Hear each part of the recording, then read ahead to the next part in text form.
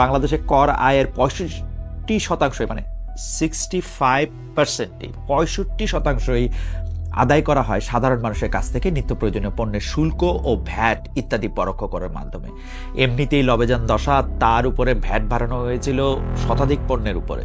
প্রাথমিকভাবে রেস্টুরেন্টে খেতে গেলে ভ্যাট বেড়ে হয়েছিল 5% থেকে 15%, অর্থাৎ 1000 টাকা বিল আসলে আগে কর গুনতে হতো 50 টাকা, সেটা বেড়ে হয়েছিল 150 টাকা। একইভাবে শুল্ক কর বাড়ানো হয়েছে চশমার থেকে শুরু করে বিস্কুট, আঙ্গুর, নাশপাতি, ডিটারজেন্ট, এলপি গ্যাস, টিস্যু, এরকম আরও বহু রকম পণ্যে কথার উপরে নাকি ট্যাক্স নাই, অথচ প্রেমিক বা প্রেমিকার সাথে ফোনে কিছুক্ষণ ভ্যাট করবেন, সেখানেও ভ্যাট হজম।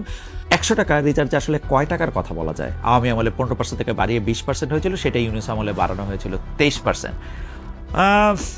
এটার ক্ষেত্রে অবশ্য আমি আমার একটা কথা বলি যে এই যে কথার উপরে ট্যাক্স বাড়ানো হয়েছে এবং কথার উপরে যে ট্যাক্স বাড়ানো হয়, এইটা আসলে আমার কাছে মনে হয় যে ব্যাপারটা টার্গেটটা কথা না, টার্গেটটা হচ্ছে সবচেয়ে বেশি যা ব্যবহার করা হয় সেইটার উপর কোনো মতে একটা ট্যাক্স বাড়ায়, এটা যৌক্তিক হোক না হোক কোনো মতে একটা ট্যাক্স বাড়ায়া একটু পকেট ভারী করার একটা ধান্দা।